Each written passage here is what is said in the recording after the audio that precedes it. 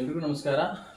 ನಾವಿವತ್ತು ಈ police constable ಹುದ್ದೆಗಳಿಗೆ ಸಂಬಂಧಪಟ್ಟಂತೆ ಮೂರನೇ ಟಾಪಿಕ್ ಆಗಿ ನಾವೇನ್ ಮಾಡ್ತಿದೀವಿ ಅಂತಂದ್ರೆ ಈಗ ವೆಟ್ಲ್ಯಾಂಡ್ಸ್ಗಳ ಬಗ್ಗೆ ಡಿಸ್ಕಷನ್ ಅನ್ನು ಮಾಡ್ತಾ ಇದ್ದೀವಿ. ನಾನು ಈಗಾಗಲೇ ಈ ವಿಡಿಯೋನ ಲೈವಲ್ಲಿ ಒಂದೂವರೆ ತಾಸು ಎಕ್ಸ್ಪ್ಲೇನ್ ಮಾಡಿದ್ದೆ, ಬಟ್ ಅದು ರೆಕಾರ್ಡಿಂಗ್ ಆಗಿಲ್ಲ, ಒಬ್ಬರೇ ಮಾಡ್ತಾ ಇರೋದ್ರಿಂದ ಗೊತ್ತಾಗಲ್ಲ. ಸೊ ಹಾಗಾಗಿ ನಿಮಗೆ ನಾನು ಇವಾಗ ಮತ್ತೆ ವೆಟ್ಲ್ಯಾಂಡ್ಸ್ಗಳ ಬಗ್ಗೆ ಇನ್ ಡೀಟೇಲ್ಸ್ ಆಗಿ ಎಕ್ಸ್ಪ್ಲನೇಷನ್ ಮಾಡ್ತಾ ಇದ್ದೀನಿ. ಸೊ ಈ ಸಬ್ಜೆಕ್ಟ್ ಅಲ್ಲಿ ಎಸ್ಪೆಷಲಿ ಇದು ಎಕಾಲಜಿ ಅಂಡ್ ಎನ್ವೈರನ್ಮೆಂಟ್ ಗೆ ಸಂಬಂಧಪಟ್ಟಿರ್ತಕ್ಕಂತಹ ಸಬ್ಜೆಕ್ಟ್ ಇದು. ಸೊ ಇದರಲ್ಲಿ ಕ್ವಶನ್ಸ್ಗಳು ತುಂಬಾ ಫ್ರೀಕ್ವೆಂಟ್ ಆಗಿ ಕೇಳಿದ್ದಾರೆ. ಕೆಇ ಎಕ್ಸಾಮ್ಗಳಾಗಿರ್ಬೋದು, KPS ಎಕ್ಸಾಮ್ಗಳಲ್ಲಿ ಫ್ರೀಕ್ವೆಂಟ್ ಆಗಿ ಕೇಳಿದ್ದಾರೆ ಈ ಕ್ವಶನ್ಸ್ಗಳನ್ನ. ಹೆಂಗೆ ಅಂತಂದ್ರೆ ಮ್ಯಾಚ್ ದ ಫಾಲೋಯಿಂಗ್ ಯಾವ್ದು ಕೇಳಿದ್ದಾರೆ, ಇಲ್ಲ ಅಂತಂದ್ರೆ ಇದು ಎಕ್ಸ್ಪ್ಲನೇಟರಿ ಆಗಿಬಿಟ್ಟು ಆಪ್ಷನ್ A, B, C ಅಥವಾ ಯಾವುದು ಹೌದು ಅಲ್ಲ ಅನ್ನೋದು ಒಂದು ಆಧಾರದ ಮೇಲೆ ಕೇಳಿದ್ದಾರೆ. ಸೊ ವೆಟ್ಲ್ಯಾಂಡ್ಸ್ಗಳ ಬಗ್ಗೆ ಬಂತು ಅಂತಂದ್ರೆ ಈಗ ನಿಮಗೆ ಗೊತ್ತಿದೆ, ಜಗತ್ತಿನಾದ್ಯಂತ ಕೆಲವು ಒಪ್ಪಂದಗಳು ಆಗಿವೆ. ಎಕ್ಸಾಂಪಲ್ ಜಿನೆವಾ ಒಪ್ಪಂದ ಆಗಿರ್ಬೋದು, ಕ್ಯೂಟೋ ಪ್ರೋಟೋಕಾಲ್ ಆಗಿರ್ಬೋದು, ಮ್ಯಾಂಟ್ರಿಲ್ ಪ್ರೋಟೋಕಾಲ್ ಆಗಿರ್ಬೋದು, ವಿಯೆಟ್ನಾಂ ಒಪ್ಪಂದ ಆಗಿರ್ಬೋದು, ಅದಾದ್ಮೇಲೆ ಏನಪ್ಪಾ ಅಂತಂದ್ರೆ ಈ ರಾಮ್ಸರ್ ಸೈಟ್ ಒಪ್ಪಂದ ಆಗಿರ್ಬೋದು. ಹೀಗೆ ಹಲವು ಒಪ್ಪಂದಗಳು ದೇಶದ ಪ್ರಪಂಚದಾದ್ಯಂತ ಕೈಗೊಂಡಿದ್ದಾರೆ. ಯಾಕೆ ಅಂತಂದ್ರೆ ಅಳಿವಿನಂಚಿನ ಇರ್ತಕ್ಕಂಥದ್ದು ಅಥವಾ ಈಗೇನು ಪ್ರೊಟೆಕ್ಷನ್ ಮಾಡದೇ ಇದ್ರೆ ಮುಂದಿನ ಜಾಯಮಾನ ಅಥವಾ ಮುಂದಿನ ಪೀಳಿಗೆ ಇದನ್ನ ನೋಡ್ಲಿಕ್ಕೆ ಆಗೋದೇ ಇಲ್ಲ. ಸೊ ಆ ಥರದ ಒಂದು ಜೀವರಾಶಿಯನ್ನ ನಾವು ಅಥವಾ ಸಸ್ಯರಾಶಿಯನ್ನ ಕಂಪ್ಲೀಟ್ ಆಗಿ, ಪ್ರಾಣಿ ಆಗಿರ್ಬೋದು, ಪಕ್ಷಿ ಆಗಿರ್ಬೋದು, ಸಸ್ಯ ಆಗಿರ್ಬೋದು, ಸೂಕ್ಷ್ಮಾಣು ಜೀವಿ ಆಗಿರ್ಬೋದು, ಈ ಥರ ಯಾವುದೇ ಒಂದು ಜೀವಿ, ಟೋಟಲ್ ಆಗಿ ಎಲ್ಲ ಜೀವಿಯನ್ನ ನಾವು ಪ್ರೊಟೆಕ್ಟ್ ಮಾಡಬೇಕು, ಅದನ್ನ ನೀಟಾಗಿ ನಾವು ಸದುಪಯೋಗ ಪಡಿಸ್ಕೋಬೇಕು, ಮುಂದಿನ ಪೀಳಿಗೆನೂ ಇದರ ಬಗ್ಗೆ ತಿಳ್ಕೋಬೇಕು, ಅದರ ಉಪಯೋಗವನ್ನು ಪಡ್ಕೋಬೇಕು ಅನ್ನೋ ಒಂದು ಆಧಾರದ ಮೇಲೆ ಜಗತ್ತಿನಾದ್ಯಂತ ಕೆಲವು ಒಪ್ಪಂದಗಳನ್ನ ಆಗಿದಾವೆ. ಅದೇ ರೀತಿ ಇಲ್ಲೂ ಕೂಡ ಒಂದು ಒಪ್ಪಂದ ಆಗಿದೆ, ವೆಟ್ಲ್ಯಾಂಡ್ ರಿಲೇಟೆಡ್ ಅಂದ್ರೆ ಜೌಗು ಪ್ರದೇಶದ ರಿಲೇಟೆಡ್ ಒಂದು ಒಪ್ಪಂದ ಆಗಿದೆ. ಅದೇ ಯಾವ್ದಪ್ಪ ಅಂತಂದ್ರೆ ರಾಮ್ಸರ್ ಒಪ್ಪಂದ ಅಂತ ಹೇಳಿ. ರಾಮ್ಸರ್ ಪ್ರದೇಶಗಳು ಅಥವಾ ಜೌಗು ಪ್ರದೇಶಗಳ ಒಪ್ಪಂದ ಅಂತ ಹೇಳಿ ಒಂದಾಗಿದೆ.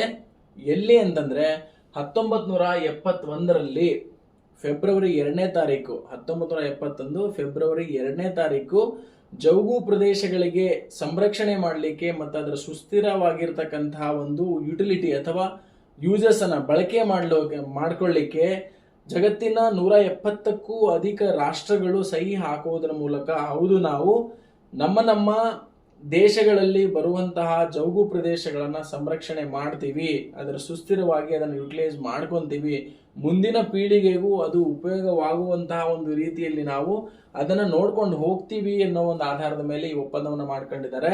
ಅದೇ ರಾಮ್ಸರ್ ಸೈಟ್ ಕನ್ವೆನ್ಷನ್ ಅಂತಂದ್ರೆ ಜೌಗು ಪ್ರದೇಶಗಳಿಗೆ ಸಂಬಂಧಪಟ್ಟಿರ್ತಕ್ಕಂತಹ ಒಪ್ಪಂದ ಆಗಿದ್ದು ಯಾವಾಗಪ್ಪ ಅಂತಂದ್ರೆ 1971 ಫೆಬ್ರವರಿ 2ನೇ ತಾರೀಕು ಈ ಒಪ್ಪಂದಕ್ಕೆ ಸಹಿಯನ್ನ ಹಾಕ್ತಾರೆ.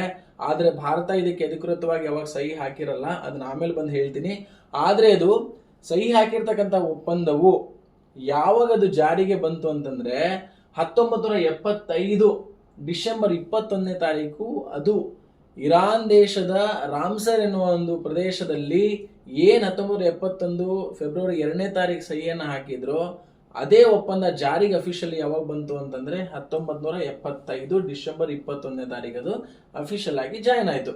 ಹಾಗಿದ್ರೆ ಜಗತ್ತಿನ ಮೊಟ್ಟ ಮೊದಲ ರಾಮ್ಸರ್ ಅಥವಾ ಜೌಗು ಪ್ರದೇಶ ಯಾವ್ದಪ್ಪ ಅಂತಂದ್ರೆ ಆಸ್ಟ್ರೇಲಿಯಾ ದೇಶದ ಕೊಬರ್ಗ್ ಪೆನಿಸುಲ್ಲಾ ಅನ್ನೋದು ಆಸ್ಟ್ರೇಲಿಯಾ ದೇಶದ ಕೊಬರ್ಗ್ ಪೆನಿಸುಲ್ಲಾ ಅನ್ನೋದು 1974ರಲ್ಲಿ ಬಂದಿರತಕ್ಕಂತಹ ಜಗತ್ತಿನ ಮೊದಲ ಜೌಗು ಪ್ರದೇಶವಾಗಿದೆ. ಆದ್ರೆ ಕಂಪೇರ್ ಮಾಡ್ಕೊಂಡ್ರೆ ವರ್ಲ್ಡ್ ಅಲ್ಲಿ ನಾವು ಅತಿ ಹೈಯೆಸ್ಟ್ ಜೌಗು ಪ್ರದೇಶಗಳು ಯಾವ ಕಂಟ್ರಿ ಇದೆ ಅಂತಂದ್ರೆ UK ಇಲ್ಲಿ ಫಸ್ಟ್ ಸ್ಟ್ಯಾಂಡ್ ತಗೊಳ್ಳುತ್ತೆ, ಅದಾದ್ಮೇಲೆ ಮೆಕ್ಸಿಕೋ ಬರುತ್ತೆ. ಇಲ್ಲಿ ಬೋಲ್ವಿಯಾ ಅಂತಕ್ಕಂಥ ಒಂದು ಕಂಟ್ರಿ ಇದೆ. ಈ ಕಂಟ್ರಿ ಟೋಟಲ್ ಏನು ಏರಿಯಾ ವೈಸ್ ನಾವು ಕನ್ಸಿಡರೇಷನ್ ಮಾಡಿದ್ರೆ ಅದರ ಜಾಸ್ತಿ ಪ್ರದೇಶ ಅನ್ನೋದು ಜೌಗು ಪ್ರದೇಶ ಅನ್ನೋದೇ ಇಲ್ಲಿ ಬರುತ್ತೆ. ಸೊ ನಿಮಗೆ ಅದು ಬೇಡವಾರದೇ ಇರೋ ವಿಷಯ. ನಾನು ಹೇಳ್ತಾ ಇರೋದು ಮೊನ್ನೆದು ಯಾವಾಗ ಅದಕ್ಕೆ ಒಪ್ಪಂದಕ್ಕೆ ಸಹಿ ಹಾಕಿದ್ರು, ಯಾವಾಗ ಅಫಿಷಿಯಲಿ ಅದು ಎನಾಕ್ಟ್ ಆಯಿತು ಅಂತಂದ್ರೆ ಅದು ಜಾರಿಗೆ ಬಂತು, ಜಗತ್ತಿನ ಮೊದಲ ವೆಟ್ಲ್ಯಾಂಡ್ ಯಾವುದು. ಹಾಗಿದ್ರೆ ಈ ವೆಟ್ಲ್ಯಾಂಡ್ ಡೇ ಅಂತೇಳಿ ಇಂಟರ್ನ್ಯಾಷನಲಿ ಎಲ್ಲಾ ಒಂದು ಜೀವಿಗಳಿಗಾಗಿರ್ಬೋದು, ಪ್ರಾಣಿಗಳಿಗಾಗಿರ್ಬೋದು, ಸಸ್ಯಕ್ಕಾಗಿರ್ಬೋದು ಏನೋ ಒಂದು ಇಂಪಾರ್ಟೆನ್ಸ್ ಅನ್ನ ತೋರಿಸ್ಲಿಕ್ಕೆ, ಅದರ ಬಗ್ಗೆ ಅರಿವನ್ನ ಮೂಡಿಸ್ಲಿಕ್ಕೆ ಜಗತ್ತಿನಾದ್ಯಂತ ಒಂದೇ ದಿನಾಚರಣೆಯನ್ನು ಆಚರಣೆ ಮಾಡ್ತಾರೆ. ಹಾಗಾಗಿ ಈಗ ಎಕ್ಸಾಂಪಲ್ ಓಝೋನ್ ಡೇ ಸೆಪ್ಟೆಂಬರ್ 16 ಆಗಿರ್ಬೋದು, ಜೂನ್ 5 ಆಗಿರ್ಬೋದು, ಫಾರೆಸ್ಟ್ ಇದು ಯಾವುದು ನಮ್ದು ಎನ್ವೈರನ್ಮೆಂಟಲ್ ಡೇ ಆಗಿರ್ಬೋದು, ಹಾಗೆ ಫಾರೆಸ್ಟ್ ಡೇ ಇದೆ, ಮಣ್ಣಿನ ದಿನಾಚರಣೆ ಇದೆ, ರೈತರ ದಿನಾಚರಣೆ ಇದೆ, ವಾಟರ್ ದಿನಾಚರಣೆ ಇದೆ, ನಿಮ್ಗೆ ಹೇಳ್ದಂಗೆ ಓಝೋನ್ ದಿನಾಚರಣೆ ಇದೆ, ಹಾಗೇನೆ ವೆಟ್ಲ್ಯಾಂಡ್ ದಿನಾಚರಣೆಯನ್ನು ಕೂಡ ನಾವು ಆಚರಣೆ ಮಾಡ್ತೀವಿ. ಯಾವಾಗಪ್ಪ ಅಂತಂದ್ರೆ ಫೆಬ್ರವರಿ 2ನೇ ತಾರೀಕು. ಯಾವ ಕಾರಣಕ್ಕೆ ಅಂತಂದ್ರೆ 1971ರಲ್ಲಿ ಇರಾನ್ ದೇಶದ ರಾಮಸರ್ ಅಲ್ಲಿ 170ಕ್ಕೂ ಅಧಿಕ ದೇಶಗಳು ಇದಕ್ಕೆ ಅಫಿಷಿಯಲ್ ಆಗಿ ಸೈನ್ ಅನ್ನ ಮಾಡ್ತಾರೆ. ಯಾಕೆ ಅಂತಂದ್ರೆ ನಾವು ಈ ಜೌಗು ಪ್ರದೇಶಗಳನ್ನ ಸಂರಕ್ಷಣೆ ಮಾಡ್ತೀವಿ, ಅಷ್ಟೇ ಅಲ್ಲದೆ ಇದರ ಸುಸ್ಥಿರವಾಗಿರ್ತಕ್ಕಂತಹ ಯುಟಿಲೈಸ್ ಅನ್ನ ನಾವು ಮಾಡ್ಕೊಂತೀವಿ. ಇದನ್ನ ಮುಂದಿನ ಪೀಳಿಗೆಗೂ ಕೂಡ ಇದು ನಾವು ಪ್ರೊಟೆಕ್ಟ್ ಮಾಡಿಬಿಟ್ಟು ಮುಂದಿನ ಪೀಳಿಗೆಗೂ ಕೂಡ ಇದನ್ನ ಸಂರಕ್ಷಣೆ ಮಾಡಿ ನಾವು ತೋರಿಸ್ತೀವಿ ಅಂತ ಹೇಳಿ ಸಹಿ ಹಾಕಿದ್ರಲ್ಲ, ಅದರ ಸವಿ ನೆನಪಿಗಾಗಿ ಫೆಬ್ರವರಿ 2ನೇ ತಾರೀಕಿಗೆ ಏನ್ ಮಾಡ್ತಾರೆ ಅಂತಂದ್ರೆ ನಾವು ವೆಟ್ಲ್ಯಾಂಡ್ ಡೇ ಅಂತ ಹೇಳಿ ಸೆಲೆಬ್ರೇಟ್ ಮಾಡ್ತೀವಿ. ವರ್ಲ್ಡ್ ವೆಟ್ಲ್ಯಾಂಡ್ ಡೇ ಸೆಲೆಬ್ರೇಷನ್ ಮಾಡುವಂತ ದಿನಾಂಕ ನಮಗೆ ಗೊತ್ತಾಯ್ತು. ಹಾಗೆ ಇದಕ್ಕೆ ಪ್ರತಿ ಒಂದು ವರ್ಷನೂ ಕೂಡ ಇದಕ್ಕೆ ಇದರದೇ ಆದಂತಹ ಒಂದು ಥೀಮ್ ಅನ್ನು ಕೊಟ್ಟುಬಿಟ್ಟು ಸೆಲೆಬ್ರೇಷನ್ ಅನ್ನ ಇಂಟರ್ನ್ಯಾಷನಲಿ ಮಾಡ್ತಾರೆ. ಈ ವರ್ಷದ ಥೀಮ್ ಏನಪ್ಪಾ 2026 ಥೀಮ್ ಅಂತಂದ್ರೆ wetlands and traditional knowledge celebrating cultural heritage ಅನ್ನೋದು ಈ ವರ್ಷದ ಥೀಮ್ ಆಗಿದೆ. ಕೇಳಿದ್ದಾರೆ ಈ ಹಿಂದೆನೋ ಎಕ್ಸಾಂಪಲ್ ಬೇರೆ ಬೇರೆ ದಿನಾಚರಣೆಗಳ ಮ್ಯಾಚ್ ದ ಫಾಲೋಯಿಂಗ್ ಬರ್ಬೋದು. ಓಝೋನ್ ಡೇ ಆಗಿರ್ಬೋದು, ಫಾರೆಸ್ಟ್ ಡೇ ಆಗಿರ್ಬೋದು, ಎನ್ವೈರನ್ಮೆಂಟಲ್ ಡೇ ಆಗಿರ್ಬೋದು, ಸಾಯಿಲ್ ಡೇ ಆಗಿರ್ಬೋದು, ಫಾರ್ಮರ್ಸ್ ಡೇ ಆಗಿರ್ಬೋದು. ಈ ಥರ ದಿನಾಚರಣೆಗಳು ಒಂದು ಸೈಡ್ ಕೊಟ್ಬಿಟ್ಟು ಯಾವ ಡೇಟಿಗೆ ಸೆಲೆಬ್ರೇಟ್ ಮಾಡ್ತಾರೆ, ಸೆಪ್ಟೆಂಬರ್ 16 ಯಾವುದು, ಜೂನ್ 5 ಯಾವುದು, ಡಿಸೆಂಬರ್ 5 ಯಾವುದು, ಈ ಥರದಲ್ಲಿ ಒಂದು ಸೈಡ್ ಮಾಡ್ತಾರೆ. ಅದಾದಮೇಲೆ ಮುಂದೆ ಬಂದ್ಬಿಟ್ಟು ಈ ವರ್ಷದ ಥೀಮ್ ಅಂತ ಏನಾದರೂ ಕೇಳ್ಬೋದು. ಸೊ ಇವಾಗೆಲ್ಲ ಹೋಯ್ತು, ಆಪ್ಷನ್ ಎ ಆಪ್ಷನ್ ಬಿ ಹೋಯ್ತು. ಇವಾಗ ಏನಾದ್ರೆ chart number 1, chart number 2, chart number 3 ಮೂರನ್ನು ಕೂಡ ನಾವು ಮ್ಯಾಚ್ ಮಾಡಬೇಕಾಗುತ್ತೆ. ಆ ಥರದ ಕ್ವಶನ್ಸ್ಗಳು ಬರಬಹುದು ಎಕ್ಸ್ಪ್ಲನೇಷನ್ ಇದು ಏನೋ ಮ್ಯಾಚ್ ದ ಫಾಲೋಯಿಂಗ್ ಅಲ್ಲಿ. ಹಾಗಾಗಿ ಎಲ್ಲ ಇಂಟರ್ನ್ಯಾಷನಲ್ ಡೇಗಳು, ಅದಕ್ಕೆ ಸಂಬಂಧಪಟ್ಟಿರ್ತಕ್ಕಂಥ ದಿನಾಚರಣೆ ದಿನಾಂಕಗಳು, ಮತ್ತೆ ಈ ವರ್ಷದ ಮೇಜರ್ ಆಗಿ ಅವ್ರು ನೀಡಿರ್ತಕ್ಕಂಥ ಒಂದು ಸ್ಲೋಗನ್ಗಳೇನು, ಧ್ಯೇಯ ವಾಕ್ಯ ಏನು ಅನ್ನೋದನ್ನ ನಾವು ತಿಳ್ಕೊಬೇಕಾಗುತ್ತೆ. ಈ ವರ್ಷದ ವೆಟ್ಲ್ಯಾಂಡ್ ಡೇ ಫೆಬ್ರವರಿ 2ನೇ ತಾರೀಕು ಸೆಲೆಬ್ರೇಷನ್ ಮಾಡಿರ್ತಕ್ಕಂಥ ವೆಟ್ಲ್ಯಾಂಡ್ ಡೇ 2026 ಥೀಮ್ ಏನಂತಂದ್ರೆ wetlands and traditional knowledge celebrating cultural heritage ಅನ್ನೋದು ಈ ವರ್ಷದ ಒಂದು ಥೀಮ್ ಆಗಿದೆ. ಸೊ ನಿಮಗೆ ಹೇಳಿದೆ ನಾನು ಜಗತ್ತಿನದ್ದೇ ಅಂತ ಸ್ವಲ್ಪ ಮಾಹಿತಿ ನೀಡಿದ ಮೇಲೆ ನಮ್ಮ ಭಾರತ ದೇಶಕ್ಕಂತ ಬರ್ತೀನಿ. ಭಾರತ ದೇಶದಲ್ಲಿ ನಾವು ಕಂಪೇರ್ ಮಾಡ್ಕೊಂಡ್ರೆ ಇಲ್ಲಿ ಜಗತ್ತಿನ ಫಸ್ಟ್ನೇದು ಯಾವುದು ಆಸ್ಟ್ರೇಲಿಯಾ ದೇಶದಂತ ಹೇಳಿದ್ರೆ, ಹಾಗಿದ್ರೆ ಭಾರತ ದೇಶ ಇದಕ್ಕೆ ಅಫಿಷಿಯಲ್ ಆಗಿ ಯಾವಾಗ ಸೈನ್ ಮಾಡಿತ್ತು ಸರ್ ಅಂತ ಹೇಳಿದ್ರೆ 1982 ಫೆಬ್ರವರಿ 1ನೇ ತಾರೀಕು Bharat officially signed Ramsar site ಕನ್ವೆನ್ಷನ್ಗೆ ಅಫಿಷಿಯಲ್ ಆಗಿ ಸೈನ್ ಮಾಡುತ್ತೆ. ಯಾವಾಗ 1982 ಫೆಬ್ರವರಿ 1ಕ್ಕೆ. ಸೊ ಅವಾಗ ನಮ್ಮ ಭಾರತ ದೇಶದ ಈ ಕಂಡೀಷನ್ಸ್ ಗಳಿಗೆ ನಮ್ಮ ಭಾರತ ದೇಶನೂ ಕೂಡ ಒಳಪಡುತ್ತೆ. ಜೌಗು ಪ್ರದೇಶಗಳನ್ನು ಸಂರಕ್ಷಣೆ ಮಾಡೋದಾಗಿರ್ಬೋದು, ಸುಸ್ಥಿರ ಬಳಕೆ ಮಾಡ್ಕೊಳ್ಳೋದ್ರ ಬಗ್ಗೆ ಆಗಿರ್ಬೋದು. ಈ ಒಪ್ಪಂದಕ್ಕೆ ನಮ್ಮ ದೇಶ ಒಳಗಾದಾಗ ಭಾರತ ದೇಶದ ಮೊಟ್ಟ ಮೊದಲ ಜೌಗು ಪ್ರದೇಶಗಳಾಗಿ 2 ಜೌಗು ಪ್ರದೇಶಗಳನ್ನು ಆಯ್ಕೆ ಮಾಡ್ತಾರೆ. ಮೊದಲನೇದು ಬಂದ್ಬಿಟ್ಟು ಒಡಿಸ್ಸಾದ ಚಿಲ್ಕಾ ಸರೋವರ, 2ನೇದು ರಾಜಸ್ಥಾನದ ಕಿಯೋಲಾಡಿಯೋ. ಇದ್ರ ಬಗ್ಗೆ ಕ್ವಶನ್ಸ್ಗಳು ನೆಕ್ಸ್ಟ್ ಹೆಂಗ್ ಕೇಳ್ತಾರೆ ಅಂತ ಹೇಳ್ತೀನಿ. ಸೊ ನಾನು ಹೇಳಿದೆ ನಿಮ್ಗೆ ಈಗಾಗಲೇ ಜಗತ್ತಿನಾದ್ಯಂತ ನಾವು ಆ ಒಪ್ಪಂದಕ್ಕೆ ಒಳಪಟ್ಟಾಗ ನಮ್ಮ ಭಾರತ ದೇಶದ್ದು 2 ಜೌಗು ಪ್ರದೇಶಗಳನ್ನು ಆಯ್ಕೆ ಮಾಡ್ತಾರೆ. 1ನೇ ಜೌಗು ಪ್ರದೇಶ ಬಂದ್ಬಿಟ್ಟು ಚಿಲ್ಕಾ ಸರೋವರ, 2ನೇ ಜೌಗು ಪ್ರದೇಶ ಬಂದ್ಬಿಟ್ಟು ಏನಪ್ಪಾ ಅಂತಂದ್ರೆ ಕಿಯೋಲಾಡಿಯೋ ಸರೋವರ. ಸೊ ಇವು ಎರಡನ್ನ ನಾವು ಏನ್ ಮಾಡ್ತೀವಿ ಅಂತಂದ್ರೆ first Ramsar site of India ಅಂತ ಹೇಳಿ ನಾವು ಸೆಲೆಬ್ರೇಟ್ ಮಾಡ್ಕೊಂತೀವಿ, ಆಯ್ಕೆ ಮಾಡ್ಕೊಂತೀವಿ. ಸೊ ಇದರ ಸ್ಪೆಸಿಫಿಕೇಶನ್ಗಳು ಕೂಡ ನೆಕ್ಸ್ಟ್ ಹಂಗೆ ಓದ್ಕೋಬೇಕು ನಾವು. 1ನೇದು ಆಪ್ಷನ್ ಅಲ್ಲಿ ನಿಮಗೆ ರಾಜ್ಯ ಕೇಳ್ಬೋದು, ಯಾವ ಸರೋವರ ಅಂತ ಮ್ಯಾಚ್ ದ ಫಾಲೋಯಿಂಗ್ ಕೇಳ್ಬೋದು, ಅದಾದ್ಮೇಲೆ ಅದರ ಸ್ಪೆಸಿಫಿಕೇಶನ್ ಅನ್ನ ಕೇಳ್ಬೋದು. ಎಕ್ಸಾಂಪಲ್ ಚಿಲ್ಕಾ ಸರೋವರ ಇದೆ, ಇದು ಏನಪ್ಪಾ ಅಂದ್ರೆ first wetland of India, first among 2ರಲ್ಲಿ 1. ಅದಾದ್ಮೇಲೆ ಏನಪ್ಪಾ ಅಂದ್ರೆ ಇದು ಲಾರ್ಜೆಸ್ಟ್ ಬ್ರಾಂಕಿಶ್ ವಾಟರ್ ಸಿ ಎಲ್ಲಿ ನಮ್ಮಲ್ಲಿ ಅಂತಂದ್ರೆ ನಮ್ಮ ಭಾರತ ದೇಶದಲ್ಲಿ ಲಾರ್ಜೆಸ್ಟ್ ಬ್ರಾಂಕಿಶ್ ವಾಟರ್ ಲಗೂನ್ ಅನ್ನೋದು ಇದು. ಸೊ ಇದಕ್ಕೆ ಮತ್ತೊಂದು ಸ್ಪೆಸಿಫಿಕೇಶನ್ ಇದೆ, ಇದನ್ನ ಹೋಮ್ ಫಾರ್ ಇರ್ವಾಡಿ ಡಾಲ್ಫಿನ್ಸ್ ಅಂತ ಕರೀತಾರೆ. ಅಂತಂದ್ರೆ ಇರ್ವಾಡಿ ಡಾಲ್ಫಿನ್ಸ್ಗಳು ಎಲ್ಲಿ ಜಾಸ್ತಿ ಕಂಡು ಬರ್ತದೆ ಅಂತಂದ್ರೆ ಅದು ಚಿಲ್ಕಾ ಸರೋವರ. ಯಾವ ರಾಜ್ಯದಂತ ಒಡಿಸ್ಸಾ ರಾಜ್ಯದ್ದು. ನಿಮಗೆ ಇನ್ನೊಂದು ಹೇಳಿದೆ ನಾನು, ರಾಜಸ್ಥಾನದ ಕಿಯೋಲಾಡಿಯೋ ಸರೋವರ. ಇದನ್ನ match the following next specification ಏನ್ ಕೇಳಬಹುದು ಇದರ ಅಂತಂದ್ರೆ ವರ್ಲ್ಡ್ ಹೆರಿಟೇಜ್ ಸೈಟಿಗೆ ಅಂದ್ರೆ ಯುನೆಸ್ಕೋದ ವಿಶ್ವ ಪಾರಂಪರಿಕ ಪಟ್ಟಿಯ ಒಂದು ತಾಣವಾಗಿ ಯಾವ ಸರೋವರವನ್ನ ನಾವು ಭಾರತದ ಇನ್ಕ್ಲೂಡ್ ಮಾಡಿದ್ದಾರೆ ಅಂತಂದ್ರೆ ಕಿಯೋಲಾಡಿಯೋ ಸರೋವರ ಎಲ್ಲಿ ಕಂಡು ಬರುತ್ತೆ ಅಂತಂದ್ರೆ ರಾಜಸ್ಥಾನ ರಾಜ್ಯದಲ್ಲಿ. ಇದು ಕೂಡ ಭಾರತದ ಮೊದಲನೇ ಜೌಗು ಪ್ರದೇಶ. ಒಂದು ಚಿಲ್ಕಾ, 2ನೇದು ಕಿಯೋಲಾಡಿಯೋ. ಗೊತ್ತಾಯ್ತಲ್ಲ.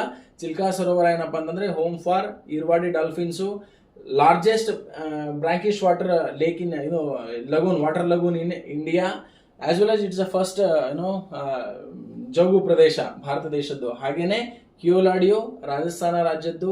ಇದನ್ನ ಏನಂತ ಕರೀತಾರೆ ಅಂತಂದ್ರೆ, ಇದರ ಸ್ಪೆಸಿಫಿಕೇಶನ್ ಏನಪ್ಪಾ ಅಂತಂದ್ರೆ ಯುನೆಸ್ಕೋ ವರ್ಲ್ಡ್ ಹೆರಿಟೇಜ್ ಸೈಟ್ ಅಲ್ಲಿ ಸೇರ್ಕೊಂಡಿರ್ತಕ್ಕಂತಹ ಒಂದು ಇದಾಗಿದೆ, ಏನು ಲೇಕ್ ಆಗಿದೆ. ನೆಕ್ಸ್ಟ್ ಪಶ್ಚಿಮ ಬಂಗಾಳದ ಸುಂದರ್ಬನ್ಸ್ ಇದೆ.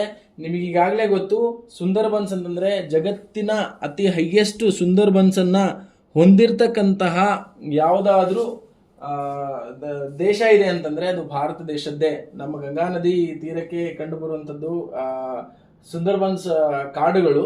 ಜಗತ್ತಿನಲ್ಲೇ ಹೈಯೆಸ್ಟ್ ಮ್ಯಾಂಗ್ರೋವ್ ಫಾರೆಸ್ಟ್ ಅನ್ನ ಹೊಂದಿರತಕ್ಕಂಥದ್ದು ಯಾವ್ದಪ್ಪ ಅಂತಂದ್ರೆ ವೆಸ್ಟ್ ಬೆಂಗಾಲಿನ ಸುಂದರ್ಬನ್ಸ್ಗಳು. ಆಯ್ತಾ? ಸೊ ಹಾಗಾಗಿ ಈ ಕ್ವಶನ್ ಕೂಡ ತುಂಬಾ ಇಂಪಾರ್ಟೆಂಟ್ ಆಗುತ್ತೆ. ಇದಕ್ಕೆ ಏನಪ್ಪಾ ಇದರ ಸ್ಪೆಸಿಫಿಕೇಶನ್ ಅಂತಂದ್ರೆ, ಪಶ್ಚಿಮ ಬಂಗಾಳದ ಸುಂದರ್ಬನ್ಸ್ ಏನಪ್ಪಾ ಅಂತಂದ್ರೆ largest mangroves ecosystem in the world. ಜಗತ್ತಿನಲ್ಲೇ ಹೈಯೆಸ್ಟ್ ಮ್ಯಾಂಗ್ರೋವ್ಸ್ ಎಕೋಸಿಸ್ಟಮ್ ಅನ್ನು ಹೊಂದಿರತಕ್ಕಂಥದ್ದು ಎಲ್ಲಪ್ಪ ಅಂದ್ರೆ ಸುಂದರ್ಬನ್ಸ್ಗಳು ವೆಸ್ಟ್ ಬೆಂಗಾಲ್ ಅಲ್ಲಿ ಕಂಡು ಬರುತ್ತೆ. ನೆಕ್ಸ್ಟ್ ಮಣಿಪುರದ್ದು ಲೋಕ್ಟಾಕ್ ಸರೋವರ ಅನ್ನೋದು ಬರುತ್ತೆ. This is the largest fresh water lake in north eastern States. ಆಯ್ತಾ? ನಾರ್ತ್ ಈಸ್ಟರ್ನ್ ಸ್ಟೇಟ್ಸ್ ಅಲ್ಲೇ ಅದು ಅತಿ ದೊಡ್ಡ ಫ್ರೆಶ್ ವಾಟರ್ ಲೇಕ್ ಅದು. ಆಯ್ತಾ? ಇದರದ್ದು ಏನ್ ಸ್ಪೆಸಿಫಿಕೇಶನ್ ಏನಪ್ಪಾ ಅಂತಂದ್ರೆ, ಇದನ್ನ ತೇಲಾಡುವ ಸರೋವರ ಅಂತ ಕರೀತಾರೆ. ಮಣಿಪೂರಿನ ಲೋಕ್ಟಾಕ್ ಸರೋವರವನ್ನ ನಾವು ತೇಲಾಡುವ ಸರೋವರ ಅಂತ ಕರಿತೀವಿ. ಯಾಕಂದ್ರೆ ಅಲ್ಲಿ ತೇಲಾಡುವ ಪಂಡೀಸ್ ಅಂತೇಳಿ ಒಂದು ಕಂಡು ಬರುತ್ತೆ. ಅದು ಒಂದು ಸರೋವರದ ಮಧ್ಯೆ ಭಾಗದಲ್ಲಿ ಅದು ತೇಲ್ತಾ ಇದೆ ನಂಗೆ ಫೀಲ್ ಆಗುತ್ತೆ. ಸೊ ಹಾಗಾಗಿ ಮಣಿಪುರದ ಲೋಕ್ಟಾಕ್ ಸರೋವರ largest fresh water lake water lagoon in north eastern states. ಇಲ್ಲೇನಪ್ಪಾ ಅಂದ್ರೆ ಸ್ಪೆಸಿಫಿಕೇಶನ್, ಇದನ್ನ ಫ್ಲೋಟಿಂಗ್ ಐಲ್ಯಾಂಡ್ ಅಂತ ಕರೀತಾರೆ, ಅಂದ್ರೆ ತೇಲಾಡುವ ಸರೋವರ ಅಂತ ಕರೀತಾರೆ. ನೆಕ್ಸ್ಟ್ ಜಮ್ಮು ಕಾಶ್ಮೀರದ ಉಲಾರ್ ಸರೋವರ ಇದೆಯಲ್ವಾ, ಹೆಂಗೆ ನಾರ್ತ್ ಈಸ್ಟರ್ನ್ ಸ್ಟೇಟಿನ ಫ್ರೆಶ್ ವಾಟರ್ ಲೇಕ್ ಇದೆ ಯಾವುದು ಲೋಕ್ಟಾಕು, ಹಾಗೇನೆ ಜಮ್ಮು ಕಾಶ್ಮೀರದ ಉಲಾರ್ ಸರೋವರ ಇದೆಯಲ್ವಾ, this is the largest fresh water lake in Asia. Asia ಖಂಡದ ಅತಿ ದೊಡ್ಡದಾಗಿರ್ತಕ್ಕಂತಹ ಫ್ರೆಶ್ ವಾಟರ್ ಲೇಕ್ ಯಾವ್ದಪ್ಪ ಅಂತಂದ್ರೆ ಉಲಾರ್ ಸರೋವರ. ಇದು ಜಮ್ಮು ಕಾಶ್ಮೀರದಲ್ಲಿ ಕಂಡು ಬರುತ್ತೆ. ಹಾಗಾಗಿ ಜಮ್ಮು ಕಾಶ್ಮೀರದ ಟೂರಿಸಂ ಅನ್ನ ಬಹಳಷ್ಟು ಆಕರ್ಷಣೆಯಾಗಿ ಒಳಪಡಿಸಿರ್ತಕ್ಕಂಥದ್ದು ಯಾವ್ದಪ್ಪ ಅಂತಂದ್ರೆ ಇದು ಜಮ್ಮು ಕಾಶ್ಮೀರದ ಉಲಾರ್ ಸರೋವರ. ಸೊ ಇದು ಕೂಡ ಇಂಪಾರ್ಟೆಂಟು. ನೆಕ್ಸ್ಟ್ ಒಡಿಸ್ಸಾದ ಬೀತರ್ ಕನಿಕಾ ಅನ್ನೋದು ಕೂಡ ಭಾರತ ದೇಶದ ಎರಡನೇ ಅತಿ ಹೆಚ್ಚು ಮ್ಯಾಂಗ್ರೋವ್ ಫಾರೆಸ್ಟ್ ಅನ್ನ ಹೊಂದಿರತಕ್ಕಂತಹ ಒಂದು ಸರೋವರವಾಗಿದೆ. ಅದು ಬೀತರ್ ಕನಿಕಾ ಅನ್ನೋದು. ಇಲ್ಲಿ ನಾವು ಏಷ್ಯಾದಲ್ಲೇ ಅತಿ ಹೈಯೆಸ್ಟ್ ಎಲ್ಲಂದ್ವಿ ಸುಂದರ್ಬನ್ಸ್ ವೆಸ್ಟ್ ಬೆಂಗಾಲ್ದು. ಹಾಗೇನೆ ಒಡಿಸ್ಸಾದ ಬೀತರ್ ಕನಿಕಾನು ಕೂಡ ಭಾರತ ದೇಶದಲ್ಲಿ ಎರಡನೇ ಅತಿ ಹೈಯೆಸ್ಟ್ ಮ್ಯಾಂಗ್ರೋವ್ಸ್ ಅನ್ನು ಹೊಂದಿರತಕ್ಕಂತಹ ಕಾಡುಗಳನ್ನು ಹೊಂದಿರತಕ್ಕಂತಹ ಗಿಡಗಳನ್ನು ಹೊಂದಿರತಕ್ಕಂತಹ ಒಂದು ಸ್ಥಳ ಆಗಿದೆ. ಯಾವುದು? ವೆಟ್ಲ್ಯಾಂಡ್ ಬೀತರ್ ಕನಿಕಾ. ನೆಕ್ಸ್ಟ್ ರಾಜಸ್ಥಾನದ ಸಾಂಬಾರ್ ಸರೋವರ. ಇದು ಲಾರ್ಜೆಸ್ಟ್ ಏನಪ್ಪಾ ಅಂತಂದ್ರೆ inland salt lake in India ಅಂತಂದ್ರೆ ಒಳ ನಾಡು ಸರೋವರ ಅಂತ ಕರೀತಾರೆ. ಇದೆ ಸಾಲ್ಟ್ ಸರೋವರ. ಇದು ಭಾರತ ದೇಶದ ಅತಿ ದೊಡ್ಡ ಒಳನಾಡು ಸಾಲ್ಟ್ ಅಂದ್ರೆ ಉಪ್ಪು ನೀರಿನ ಸರೋವರ ಯಾವ್ದಪ್ಪ ಅಂತಂದ್ರೆ ಅದು ರಾಜಸ್ಥಾನದ ಸಾಂಬಾರ್ ಸರೋವರ. ಇಲ್ಲೇನಪ್ಪಾ ನೆಕ್ಸ್ಟ್ ಇದರದು ಸ್ಪೆಸಿಫಿಕೇಶನ್ ನೆಕ್ಸ್ಟ್ ಏನಪ್ಪಾ ಅಂದ್ರೆ ಉತ್ತರ ಪ್ರದೇಶದ ಜಯಪ್ರಕಾಶ್ ನಾರಾಯಣ್ ಪಕ್ಷಿಧಾಮ ಅನ್ನೋದು ಭಾರತ ದೇಶದಲ್ಲಿ 2026 ಟಿಲ್ ಜೂನ್ ವರೆಗೂ ನಾವು ಕಂಪೇರ್ ಮಾಡ್ಕೊಂಡ್ರೆ 100 ಜೌಗು ಪ್ರದೇಶಗಳನ್ನ ನಾವು ಆ ರಾಮ್ಸರ್ ಸೈಟ್ಗೆ ಸೇರಿಸಲಾಗಿದೆ. ಆ 100ನೇ ಒಂದು ಜೌಗು ಪ್ರದೇಶ ಭಾರತದ ಯಾವ್ದಪ್ಪ ಅಂತಂದ್ರೆ ಜಯಪ್ರಕಾಶ್ ನಾರಾಯಣ್ ಪಕ್ಷಿಧಾಮ ಏನಿದೆ. ಸೊ ಜಯಪ್ರಕಾಶ್ ನಾರಾಯಣ್ ಪಕ್ಷಿಧಾಮ ಏನಿದೆ ಅದು ಭಾರತದ 100ನೇ ಜೌಗು ಪ್ರದೇಶವಾಗಿದೆ. ಹಾಗಾಗಿ ಇದು ತುಂಬಾ ಇಂಪಾರ್ಟೆಂಟು. 2026ರಲ್ಲಿ ಸೇರಿಸಿದಾರೆ ಒಂದು 5ರಿಂದ 6 ಜೌಗು ಪ್ರದೇಶಗಳಲ್ಲಿ. ಅದರಲ್ಲಿ 100ನೇದು ಯಾವ್ದಪ್ಪ ಅಂತಂದ್ರೆ ಜಯಪ್ರಕಾಶ್ ನಾರಾಯಣ ಪಕ್ಷಿಧಾಮ ಅನ್ನೋದು ಪ್ರಸ್ತುತತೆಯಲ್ಲಿ ಭಾರತ ದೇಶದ 100ನೇ ಜೌಗು ಪ್ರದೇಶ. ನೆಕ್ಸ್ಟ್ ಪಂಜಾಬ್ನಲ್ಲಿ 2 ತುಂಬಾ ಇಂಪಾರ್ಟೆಂಟ್ ಬರ್ತದೆ. ಒಂದನೇದು ರೂಪೇರು ಅಂತ ಹೇಳಿ. ಪಂಜಾಬ್ನಲ್ಲಿ ಕಂಡು ಬರ್ತಕ್ಕಂತಹ ರೂಪೇರು ಅನ್ನೋ ಒಂದು ವೆಟ್ಲ್ಯಾಂಡ್ ಅಥವಾ ಜೌಗು ಪ್ರದೇಶವು ಸಿಂಧೂ ನದಿಯ ಉಪನದಿಯಾಗಿರ್ತಕ್ಕಂತಹ ಸಟ್ಲೇಜ್ ನದಿಗೆ ಹೊಂದಿಕೊಂಡಿರ್ತಕ್ಕಂಥದ್ದು. ಇದು ಅಂದ್ರೆ ಅಲ್ಲಿ ಹುಟ್ಟಿರ್ತಕ್ಕಂತಹ ಒಂದು ಜೌಗು ಪ್ರದೇಶ ಯಾವ್ದಪ್ಪ ಅಂತಂದ್ರೆ ಅದು ರೂಪೇರು. ಇಲ್ಲಿ ಹರಿಕೆ ಅಂತೇಳಿ ಇನ್ನೊಂದು ಬರುತ್ತೆ. ಇದೇನಪ್ಪಾ ಅಂತಂದ್ರೆ ಉತ್ತರ ಭಾರತದಲ್ಲಿಯೇ ಅತಿ ದೊಡ್ಡ ಜೌಗು ಪ್ರದೇಶ ಯಾವ್ದಪ್ಪ ಅಂತಂದ್ರೆ ಪಂಜಾಬಿನ ಹರಿಕೆ ಅನ್ನೋದು. ಅದನ್ನು ಕೂಡ ನಾನು ಇಲ್ಲಿ ಬರ್ತಿದ್ದೀನಿ. ಉತ್ತರ ಭಾರತದ ಅತಿ ದೊಡ್ಡ ವೆಟ್ಲ್ಯಾಂಡ್ ಯಾವ್ದಪ್ಪ ಅಂದ್ರೆ ಹರಿಕೆ. ಪಂಜಾಬ್ ಅಲ್ಲಿ 2 ನೆನ್ಪಿಟ್ಕೋಬೇಕು, UP-ಯಲ್ಲಿ 2 ನೆನ್ಪಿಟ್ಕೋಬೇಕು. ಅದಾದ್ಮೇಲೆ ನೆಕ್ಸ್ಟ್ ಏನಪ್ಪಾ ಅಂದ್ರೆ ವೆಸ್ಟ್ ಬೆಂಗಾಲ್ ಅಲ್ಲಿ 2 ನೆನ್ಪಿಟ್ಕೋಬೇಕು. ಇನ್ನೊಂದಿದೆ ಯಾವ್ದಪ್ಪ ಅಂತಂದ್ರೆ ಈಸ್ಟ್ ಕೋಲ್ಕತ್ತಾ ಅಂತೇಳಿ. ಇಲ್ಲಿ ಪಶ್ಚಿಮ ಬಂಗಾಳದ ಸುಂದರ್ಬನ್ಸ್ ನೆನ್ಪಿಟ್ಕೊಂತೀರಿ ಈಸಿಯಾಗಿ. ಹಾಗೇನೆ ಪಶ್ಚಿಮ ಬಂಗಾಳದ ಇನ್ನೊಂದಿದೆ ಈಸ್ಟ್ ಕೋಲ್ಕತ್ತಾ ಅನ್ನೋದು. ಇದೇನಪ್ಪಾ ಅಂತಂದ್ರೆ ನ್ಯಾಚುರಲ್ ಸೀವೇಜ್ ಟ್ರೀಟ್ಮೆಂಟ್ ಅನ್ನ ಹೊಂದಿರತಕ್ಕಂಥದ್ದು. ಅಂತಂದ್ರೆ ನೈಸರ್ಗಿಕ ತ್ಯಾಜ್ಯ ನೀರನ್ನ ಶುದ್ಧೀಕರಣ ಮಾಡುವಂತಹ ಒಂದು ವ್ಯವಸ್ಥೆಯನ್ನ ಹೊಂದಿರತಕ್ಕಂತಹ ವೆಟ್ಲ್ಯಾಂಡ್ ಯಾವ್ದಪ್ಪ ಅಂತಂದ್ರೆ ಅದು ನಮ್ಮ ಪಶ್ಚಿಮ ಬಂಗಾಳದ East Kolkata. So natural sewage treatment system ಅನ್ನ ಹೊಂದಿರತಕ್ಕಂತಹ ವೆಟ್ಲ್ಯಾಂಡ್ ಯಾವ್ದಪ್ಪ ಅಂತಂದ್ರೆ ಅದು ಈಸ್ಟ್ ಕೋಸ್ಟ್. ಈಸಿಯಾಗಿ ನೆನ್ಪಿಟ್ಕೋಬಹುದು. ನೆಕ್ಸ್ಟ್ ಕೇರಳದ ವೆಂಬನಾಡ್ ಇದೆ ಅಲ್ವಾ, ಇದು longest, this is the longest lake in India. Actually Vembanad ಕೇರಳದ್ದು. ಆದ ಸ್ಪೆಸಿಫಿಕೇಶನ್ ಏನಪ್ಪಾ ಅಂತಂದ್ರೆ ಇದ್ರದ್ದು ಇನ್ನೊಂದು, ಕೇರಳದಲ್ಲೇ ಅತಿ ದೊಡ್ಡ ವೆಟ್ಲ್ಯಾಂಡ್ ಇದು. ಉತ್ತರ ಭಾರತದ ಯಾವ್ದಂತ ಹೇಳಿದೆ ನಾನು, ಅತಿ ದೊಡ್ಡ ವೆಟ್ಲ್ಯಾಂಡು ಹರಿಕೆ ಅನ್ನೋದು. ಆಯ್ತಾ. ಸೊ ಇಲ್ಲಿ ನಮ್ಮ ಕೇರಳದ ಯಾವ್ದಪ್ಪ ಅತಿ ದೊಡ್ಡದಂತಂದ್ರೆ ರಾಜ್ಯಷ್ಟು ಇಲ್ಲಿ ವೆಂಬನಾಡು. ಸೊ ಈಗ ನಿಮಗೆ ಇಂಟರ್ನ್ಯಾಷನಲ್ ಗೊತ್ತಾಯ್ತು, ದೇಶದ ಗೊತ್ತಾಯ್ತು. ಈಗ ನಮ್ಮ ರಾಜ್ಯಕ್ಕೆ ಬರೋಣ. ನಮ್ಮ ರಾಜ್ಯದಲ್ಲಿ ಪ್ರಸ್ತುತತೆಯವರೆಗೂ 4 ವೆಟ್ಲ್ಯಾಂಡ್ಗಳಿದಾವೆ. ಇತರೆ ಭಾಗಗಳನ್ನು ಕೂಡ ಸೇರಿಸ್ತಿದ್ದಾರೆ. ಆದ್ರೆ ಭಾರತ ದೇಶದಲ್ಲಿ ಯಾವುದು ಫಸ್ಟ್ ಅಂತ ನಾನು ನಿಮ್ಗೆ ಹೆಂಗೆ ಹೇಳಿದೆ, 2 ಪ್ಲೇಸು ಯಾವುದು, ಚಿಲ್ಕಾ ಮತ್ತು ನಮ್ದು ಕಿಯೋಲಾಡಿಯೋ. ಇವು ಎರಡನ್ನ ಹೆಂಗೆ ನೀವು ಫಸ್ಟ್ ಭಾರತ ದೇಶದ ಜೌಗು ಪ್ರದೇಶಗಳನ್ನು ಕೇಳಿದೆ, ಹಾಗೇನೆ ಕರ್ನಾಟಕದ ಮೊದಲ ಜೌಗು ಪ್ರದೇಶ ಯಾವ್ದಪ್ಪ ಅಂತಂದ್ರೆ ರಂಗನತಿಟ್ಟು ಪಕ್ಷಿಧಾಮ. ಮಂಡ್ಯ ಜಿಲ್ಲೆಗೆ ಸಂಬಂಧಪಟ್ಟಿರ್ತಕ್ಕಂತಹ ರಂಗನತಿಟ್ಟು ಪಕ್ಷಿಧಾಮವನ್ನ 2022ರಲ್ಲಿ ನಮ್ಮ ಕರ್ನಾಟಕದ ಮೊದಲ ಜೌಗು ಪ್ರದೇಶ ಅಂತೇಳಿ ಐಡೆಂಟಿಫೈ ಮಾಡಿದ್ದಾರೆ. ಇಲ್ಲಿ ಕಾವೇರಿ ಹಿನ್ನೀರನ್ನ ನಾವು ನೋಡಬಹುದು. ಆಯ್ತಾ. ನೆಕ್ಸ್ಟ್ ಅಘನಾಶಿನಿ ಮುಖಜ ಭೂಮಿ ಇದೆ. ಇದು ಉತ್ತರ ಕರ್ನಾಟಕದಿಂದ ಗೋಕಾಕ್ ವರೆಗೂ ಹಬ್ಬಿಕೊಂಡಿರ್ತಕ್ಕಂತಹ ಒಂದು ಜೌಗು ಪ್ರದೇಶ ಯಾವ್ದಪ್ಪ ಅಂತಂದ್ರೆ ಇದು ಕಂಪ್ಲೀಟ್ ಆಗಿ ಅಂದ್ರೆ ಕಾರವಾರದಿಂದ ಗೋಕಾಕ್ ವರೆಗೂ ಅಲ್ಲಿವರೆಗೂ ಪ್ರಸ್ತುತತೆಯಲ್ಲಿ ಇದು ಹಂಚ್ಕೊಂಡಿದೆ ಅಂತ ಹೇಳಿ ಕೊಟ್ಟಿದ್ದಾರೆ ಇದು 2024ರಲ್ಲಿ. ನೆಕ್ಸ್ಟ್ ಇಂಪಾರ್ಟೆಂಟ್ ಇಲ್ಲಿ ಯಾವ್ದಪ್ಪ ಅಂದ್ರೆ ನಿಮ್ಗೆ ಕನ್ಫ್ಯೂಸ್ ಮಾಡುವಂಥದ್ದು ಅಂಕ ಸಮುದ್ರ ಪಕ್ಷಿ ಸಂರಕ್ಷಣಾ ಮೀಸಲ ಪ್ರದೇಶ ಅಂತ ಹೇಳಿದೆ. ಸೊ ಇದು ಎಲ್ರಿಗೂ ಕನ್ಫ್ಯೂಸ್ ಆಗುತ್ತೆ. ಇದು ನಮ್ಮ ವಿಜಯನಗರ ಜಿಲ್ಲೆಯ ಹಂಪಿ ಸಮೀಪದಲ್ಲಿ ಕಂಡುಬಂತಕ್ಕಂಥ ಯಾವ್ದಪ್ಪ ಅಂತಂದ್ರೆ ಅಂಕ ಸಮುದ್ರ ಪಕ್ಷಿ ಸಂರಕ್ಷಣಾ ಮೀಸಲ ಪ್ರದೇಶ. 2024ರಲ್ಲಿ ಇದನ್ನು ಸೇರಿಸಿದ್ದಾರೆ. ನೆಕ್ಸ್ಟ್ ಮಾಗಡಿ ಕೆರೆ ಸಂರಕ್ಷಣಾ ಮೀಸಲು ಪ್ರದೇಶ. ಮಾಗಡಿ ಅಂದ ಕೂಡಲೇ ಎಲ್ಲರೂ ಬೆಂಗಳೂರು ಸುತ್ತಮುತ್ತ ಜಿಲ್ಲೆಯಲ್ಲಿ ಕಂಡು ಬರುತ್ತಂತ ಮಾಗಡಿ ರಸ್ತೆ ಅಂತ ಓದ್ಕೊಂಡಿರ್ತೀವಿ. ಅಲ್ಲ, ಇದು ಗದಗ ಡಿಸ್ಟಿಕ್ ಮಾಗಡಿ ಕೆರೆ ಸಂರಕ್ಷಣಾ ಮೀಸಲ ಪ್ರದೇಶ ಬಂದ್ಬಿಟ್ಟು ಗದಗ ಡಿಸ್ಟಿಕ್ ಅಲ್ಲಿ ಕಂಡು ಬರುತ್ತೆ. ಹಾಗಾಗಿ ಇಷ್ಟು ಕ್ವಶನ್ಸ್ ಗಳನ್ನ ನಿಮಗೆ ಯಾವ ರೀತಿಯಲ್ಲಿ ಕೇಳ್ತಾರೆ, ಅದು ಆಪ್ಷನ್ ಎ ಬಿ ರೀತಿಯಲ್ಲಾದ್ರೂ ಕೇಳಬಹುದು. Match the following row 1 row 2 row 3 ಮಾಡಿನೂ ಕೂಡ ನಾವು ಜಿಗ್ಜಾಗ್ ಅಲ್ಲಿ ಕಂಡಿಡಿಯೋ ಟೈಪ್ ಅಲ್ಲಿ ಇಲ್ಲಿ ಕೇಳಬಹುದು. ವೆಟ್ಲ್ಯಾಂಡಿಗೆ